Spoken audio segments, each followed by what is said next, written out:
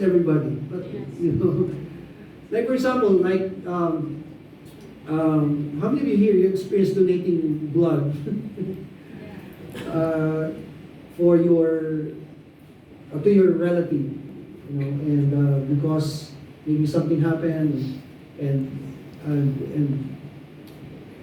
that person needed blood, so you were asked to donate. I remember, this happened many years ago, and one of our relatives got sick, and so we have the same blood type. So I was asked to donate. I was really hesitant. I think I was in college then. I was really hesitant because I didn't like needles, But I was kind of persuaded. I was kind of forced to do it. So finally, when I went to the hospital, they told me, "Oh, we already have enough blood." So it's just almost sacrifice. But that's one of the things that in our minds, for most of us, that's one of the sacrifices that we can do for somebody. And also, maybe some of you here, you also experience having your travel plans, but you have to give up your travel plan because something came up, and you have to make that sacrifice, right? Or had to skip work because your child got sick. And, parents, how many parents we have here? How many of you experienced that? Yeah. You have to skip your work because, you cannot leave, especially the Filipinos here. Well, I've heard a lot of testimonies that they have to really stick around because they have to take care of their kids, or especially when they get sick. Or also maybe you prayed and fasted for someone's malignant condition, right? So that's a sacrifice that you have made for somebody. So again, sometimes we got caught up in a situation that we have to make sacrifices. Although there are different levels of sacrifice or different criteria of sacrifice depending on how we look at them. For example, one meal fast could be a major sacrifice for you, but for others, it's not. Because other people, perhaps, when they pray and fast, they have water fast for the next 5 days or 7 days.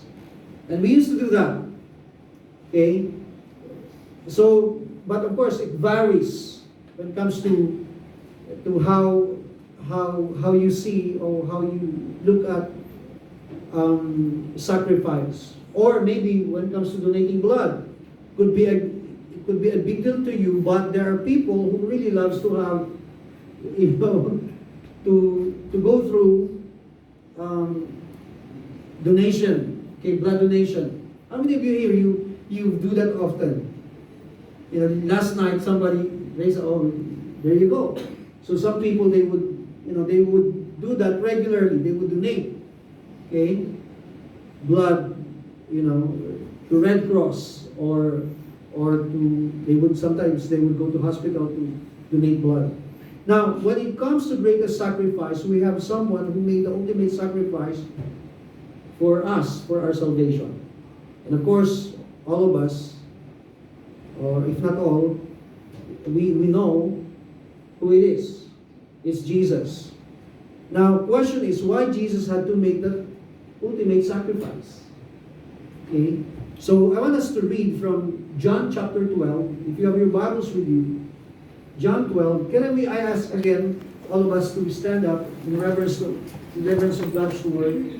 John chapter 12, 20 to 24, then we will jump to verse 32. It says here, "Now there were some Greeks among those who went up to worship at the festival. They came to Philip, who was from Bethsaida in Galilee, with a request. 'Sir,' they said, 'we would like to see Jesus.' Philip went to tell Andrew. Andrew and Philip in turn told Jesus. And Jesus replied, 'The hour has come for the Son of Man to be glorified. Very truly I tell you, unless a kernel of wheat falls to the ground and dies, it remains only a single seed. But if it dies, it produces many seeds.'" Jump to verse 32. And I, when I am lifted up from the earth, will draw all people to myself. This is the word of the Lord. Father, I pray that you will speak to us this morning. Help us, Lord, to understand,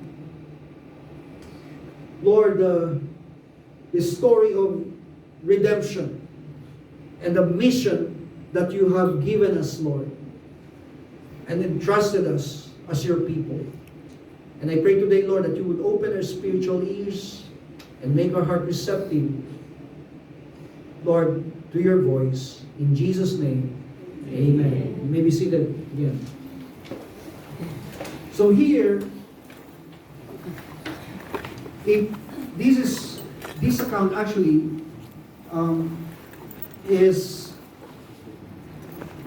already towards the end of Jesus' life. You know, he was about to be crucified, and Jesus knew already what would happen to him. And that's the reason why many times he would speak to his disciples, and he would tell them what would happen. And if you look at the ministry of Jesus, Jesus spent most of his time ministering to different types of people. Although his ministry is supposed to be centered to the Jews, there were many non-Jews who believed and followed him as well. And here's the truth. Jesus never rejects those who want to receive him and follow him. Jesus never rejects those who want to receive him and follow him. It reveals God's intention to reach not only the Jews, but the people from every nation. So his heart, even though his ministry is supposed to, to be among the Jews or the nation of Israel, but he would also minister to non-Jews as well. And here's the truth about God's ultimate mission. And this is basically my statement when it comes to my sermon this morning. People from every nation can now receive salvation because the Son sacrificed himself by dying on the cross as the only remedy to man's hopeless condition brought on by sin. Let me read this again. Then you can read it with me. People from every nation can now receive salvation because the Son sacrificed himself by dying on the cross as the only remedy to man's hopeless condition brought on by sin. Now, why Jesus had to make the ultimate sacrifice? Son's sacrifice. First is because of the reason. The reason is man's inability to reach God. Going back to John chapter 12, verse 20 to 22, it says, Now there were some Greeks among those who went up to worship at the festival. They came to Philip, who was from Bethsaida in Galilee, with a request. Sir, they said, we would like to see Jesus. Philip went to tell Andrew. Andrew and Philip in turn told Jesus. Now, let me ask you this question. How many of you at one point of your life felt that you are so far away from God? At one point, of course, when you weren't saved, just like me, before I became a Christian, I want to say this and share you my testimony. Since grade school, when I was in grade 3, I would start serving in the Catholic Church. I was an altar boy. And so I literally actually grew up in the church because my uncle was the town priest. And when he heard that I have a heart to serve and become a priest someday, so he took me in. So I was serving. But even then, as part of the church, and serving in the church, I would always feel like I was so far away from God. And just like, again, many of us, before we came to know the Lord, of course, you've tried to do everything on your own strength, but you're still suffering from guilt and condemnation. That was my feeling before. Imagine, for those Greeks who wanted to have conversation with Jesus, they thought that they needed to ask favor, still favor from Philip. And Philip, of course, turned to Andrew. Or having somebody, a mediator, for them to get to Jesus. So that's the picture there. Why can't the Greeks, those Greeks, why can't they approach Jesus directly, but instead find somebody who can mediate, who can bring them to Jesus so that they can have a conversation? Much like, again, us before, thinking about having or needing somebody to bridge the gap between us and God. I remember I would be given quite a number of memorized prayers. And I would, be asked to pray all of them to clear my conscience. The guy would tell me, you need to pray 5 prayer, And I would do that, thinking that I will have a clear conscience and be restored back to God. But even after reciting all those prayers, I still felt the guilt and condemnation because of my sins. I was still powerless to break free from the pattern of sin lingered in my soul. I was so desperate. I was in need of God. So question is, what can I do to truly be forgiven and be set free from all my sins? In Romans chapter 3:23 says here, for all have sinned and fall short of the glory of God. So then I realized that religion cannot save me. Never ever think that religion can save you. Because there will be sometimes you will say, I have to stay in this particular religion until I die. But how many of you know that religion cannot ever save you? It's your relationship with God. Amen? And even your good works cannot save you. Your good works can never bring you closer to God. And here's the truth also. Truth is, we can never please God apart from God. We can never draw closer to God apart from God. It's His work. Jesus is the one who came after you. It's not you who found God. God was the one who found you. Are you hearing me? So there's nothing for us to ever come to a place of boasting. We cannot boast that now I'm Christian because I have found God. Because it was God who reached out to you so that you become a child of Him. It was His work.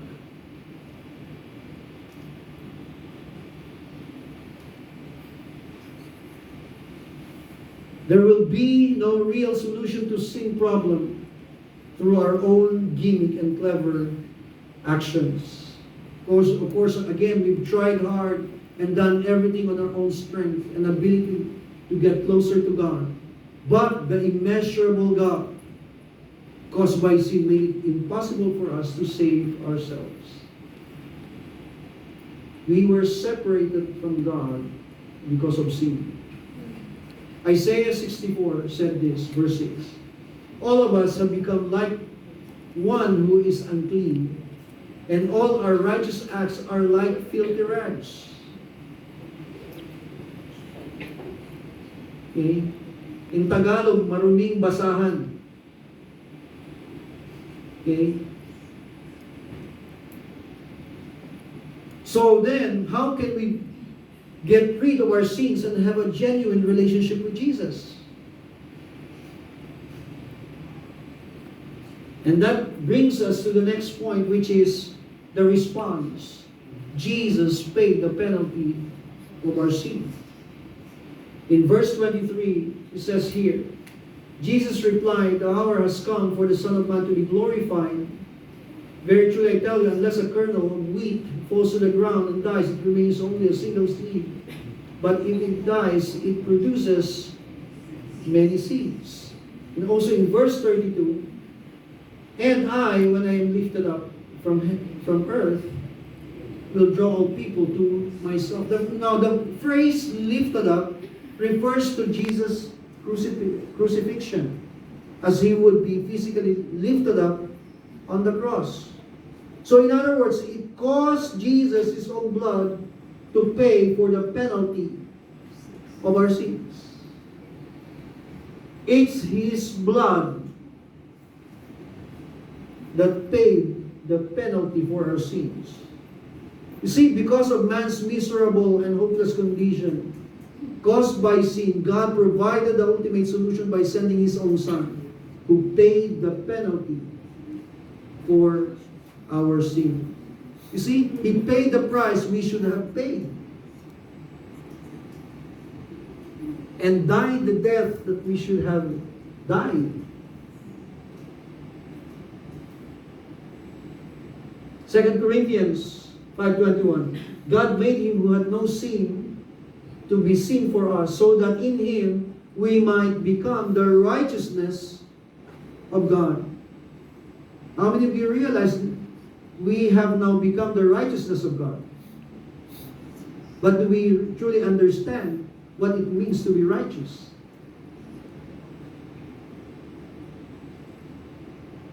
So you see, through Jesus, God gives his righteousness to sinners, justifying and bringing them into a right relationship with him. So we are no longer labeled as outcast and separated from God, since we now have full access to his presence. I want you to really capture that in your mind, so that you would be able to process and understand what the Bible is telling us about our position now in Christ. You see, we used to be enemies of God, but in Christ we live in peace with him. So all the dark shadows of our past have been erased and dealt with as a result of his redemption. Broken. That's why we were delivered. That's why one of the names of God is he is our deliverer. Because he delivered us out of darkness into his marvelous light. He delivered us from the hands of the enemy, so that we can be his children. Also, because his righteousness is upon us, it gives us the power to break free from the curse of sin and satanic influence.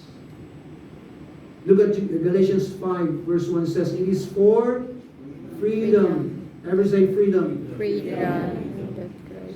That Christ has set us free. Stand firm then, and do not let yourselves be burdened again by a yoke of slavery. Because I tell you what, a lot of Christians, they would go back to their old way of life. But that's why Paul would say, you started with if you read in Galatians, you started with the Spirit, now you're going back to your old life. It can't be. Now that you have freedom, don't go back to being a prisoner. Amen? Amen. So the mission of God has brought us freedom and restoration. And what is the result of God's response to us? The result is this, that Jesus draws all people to Himself. And again in verse 32 it says here, and I, when I am lifted up from the earth, will draw all people to myself. So the result of Jesus' death have opened the door for all people from every nation to be drawn to Him. Now the word lifted up, again, has another meaning. First, it talks about crucifixion, but it also signifies Jesus' exaltation and glorification. So Jesus speaks of being lifted up as a means of drawing people to Himself. It's the very reason we now have the access to God. Full access, not just for selected few or a nation, but all nations is being drawn to God. We have now again the full access. How many of you experienced that?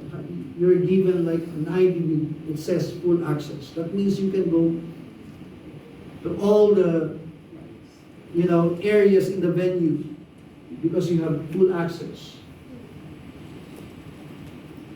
That's who we are in Christ. He has given us the ID that says full access.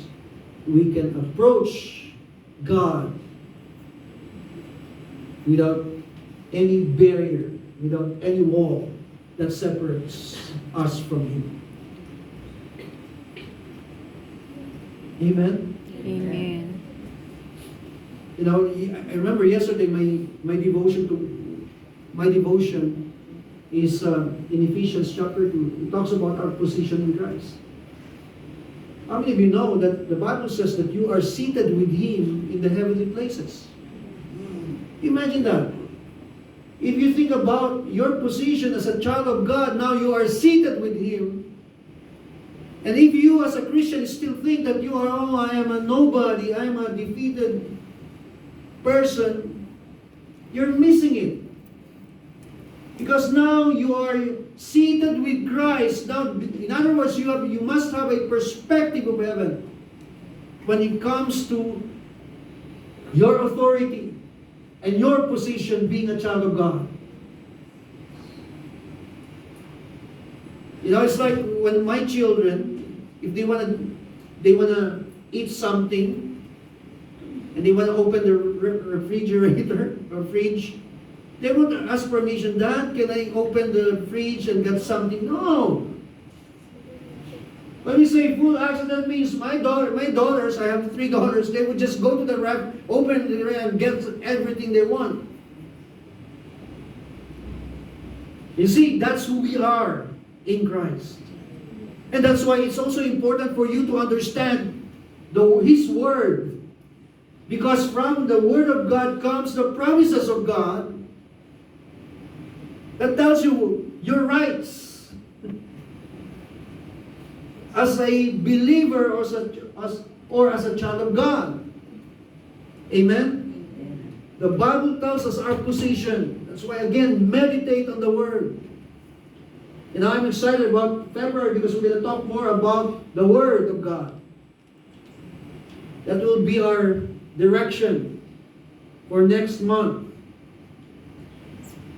Because if we want our faith to grow even more, how many of you know that we need the Word? We need to spend more time on the Word of God. Again, the goal of being drawn to God is relationship. The reason why I keep repeating that is because we must really understand who we are as a believer. Because God calls us for relationship. That means to say He has given us the position to spend time with Him.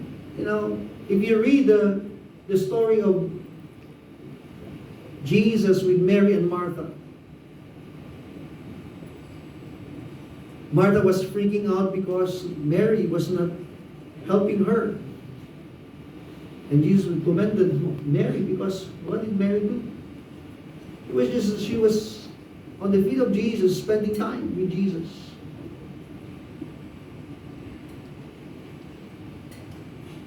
As a child, we as believers, we must also be aware of that more than the service. Of course, service is important, but if you are just serving, but you are not spending time with Jesus, you are missing the point. Are you hearing me? Amen.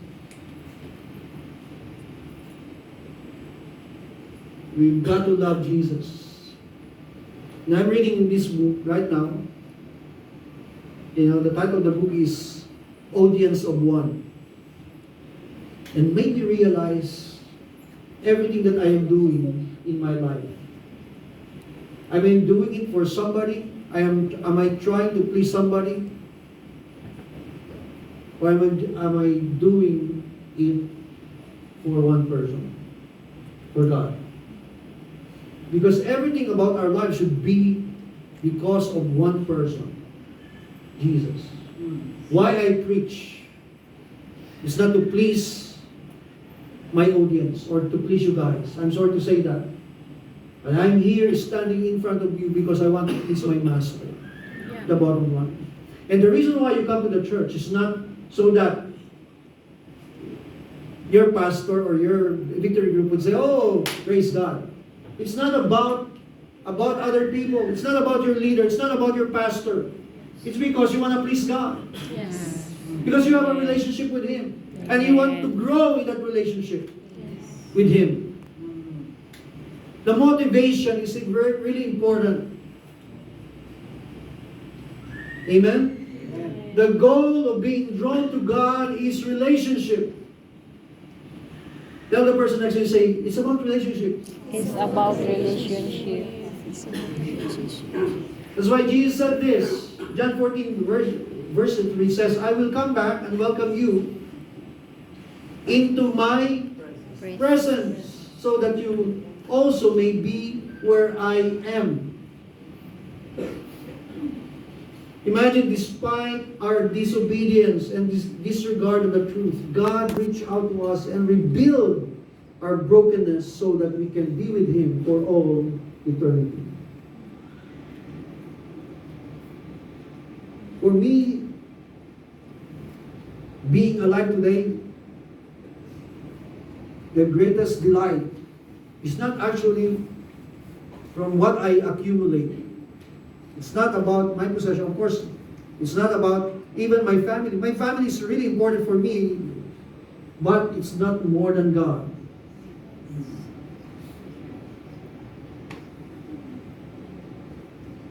Because many times I would look at my heart, search my heart.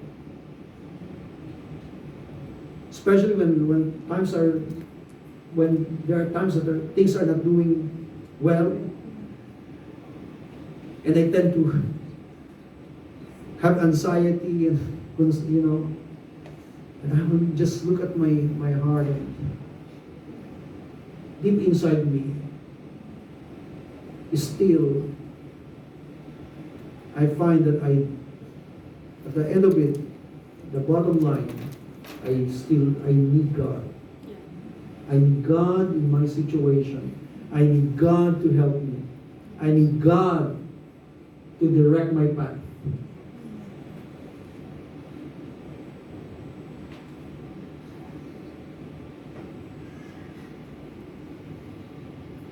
So God's mission is to create a family from all the nations of the world where Christ is the head. You see, today, Jesus' pursuit in reaching people from every nation is growing rapidly despite resistance from the enemy. I tell you what, we will be resisted. We are being resisted by the enemy. And the reason why many times it's hard for us to reach the lost. How many of you here you feel like it's hard to share the gospel to somebody, there's always that resistance, isn't it? Yes.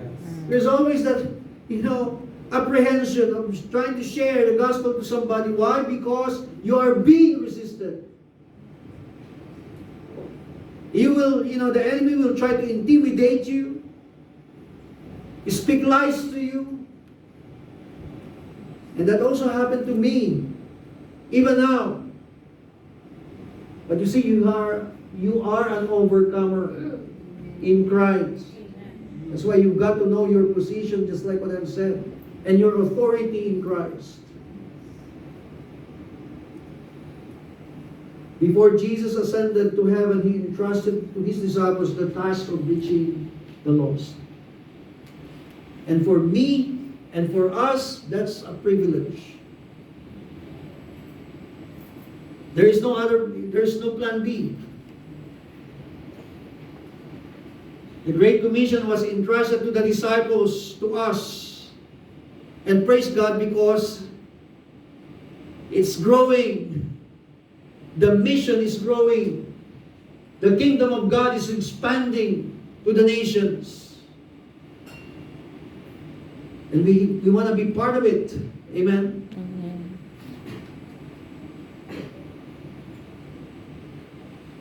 So our response to that is when we think about our responsibility to reach and disciple the nations. Mark 16 verse 15 said, He said to them, "Go into all the world and preach the gospel of all creation." You see, we have been given the privilege of partnering with Jesus in the advancement of His kingdom. As a local church, we know that we are involved in this. We are reaching the lost. And we have initiatives actually as a church every year. And I want to announce this again, because we do engage campaign twice or thrice a year as a church. Plus we have also victory groups or cluster groups. Okay? So we're using this as a platform to reach the lost. Do you know that you are involved in victory group not only for you to be informed or to learn, or not only for you to be connected together. Of course, those are part of that, but also so that you can reach the lost. Amen? You can invite your friends or unbelieving friends to attend, to join your victory group, so that they can be also be connected to the church. So we have all these initiatives. And once in a while we have other meetings here or seminars that we do. Just like Coach Joel Bana, we invited him to speak to the working people and to the men. These are intentional or deliberate. We're doing this so that not only so that we will be strengthened and build up as a church, but also so that we can reach the lost. Amen? And what else? We are also committed to fulfill God's agenda to reach the nations through Mission 2029. That's what we heard earlier. Here in East Asia, again, we are targeting 5 churches. We are planning to send workers and plant churches in this nation.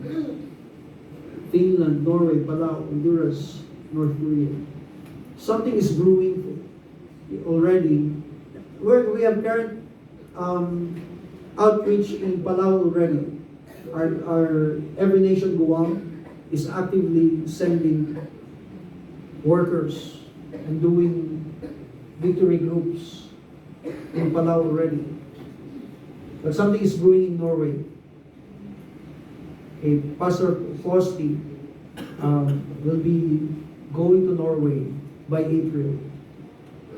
And he is already assembling a team with him. Oh, we're not, this is not yet church planting, but we are doing the initial work. Okay? So we are sending workers so that we will be able to figure out what will be the next step. Okay? Because we want to do that. We want to be able to plant churches. Amen? So question is, how can we get involved or participate? 3 things on how we get involved, and we always hear this, we always harp on this. 3 things, by praying, by giving, and by going. Everyone say, pray, give, and go. Pray, give, and go. Of course, prayer, because Jesus, my house will be called the house of prayer for the nations. Amen? So, that's why every Sunday we pray for the nations. Because God calls us to pray for the nations. But if you want to get involved more, consistently pray. Make it a habit that every day you pray for specific nations. Pray specifically for those 5 nations that God would send workers. Amen? You can take a picture so that you won't forget. Pray and also give. Support our Mission 2029 initiative financially. So now, and I want to announce this. Of course, every month, once a month, we have like missions rally. Well, we call it, that's why we have video, so that people can partner in what we're doing for the nations. So if you give financially, okay, if you want to be a partner, so each month we're gonna have chance to do that, to partner. All your gifts, financial gifts, will go straight to Mission 2029. Is that okay? So because some of you are called by God to be a sender, that means you have to give. But the third one, go or goer. Okay? So if you're a goer, I would, highly encourage you to join. Maybe you can start by joining the short-term missions, the 10 days missions, what we call. This year, we are targeting to send short-term missions to Palau. Okay, we already marked that out. We're gonna have Palau, and another one maybe in Busan. So this is not yet final. It could be either Busan or Mongolia. But last year we sent 2 mission teams. One from our church and one from City Light. But this year we might send another team either in Busan or in Mongolia. But Palau is good to go already. So if you are interested, you can talk to Mary, you can talk to me or others, Pastor Winston, you can approach us. Amen? And we can help you with that. Alright, so as I close, I want to close with this scripture, John chapter 4, verse 34. It says here, my food, said Jesus, is, or think about that. Why Jesus would ever say, my food? Because for him, what sustains him? Because food sustains, right? What sustains him is when he does the will of the Father. That's why he said, is to do the will of him who sent me and to finish his work. Don't you have a saying, it's still 4 months until harvest. I tell you, everybody say, I tell you. I tell you. Open your eyes and look at the fields, they are ripe for harvest. You see, we should make the mission of God one of our top priorities. Okay? We should make the mission of God one of our top priorities. I know that we have priorities in life, but we have to make it as one of our top priorities. When we say priority, that means you've got to be delivered intentional in doing that. Amen? And as again, as we rally our church once again to think about the mission of God, let's all get involved. See, because you know why? Again, because God wants to see the nations transformed by the gospel. And He calls us to work with Him. Jesus said again, look at the harvest, or look at the fields, they are ripe for harvest. So let me go back to my statement earlier, once again. People from every nation can now receive salvation because the Son sacrificed Himself by dying on the cross as the only remedy to man's hopeless condition brought on by sin. I would like to ask everyone to please stand.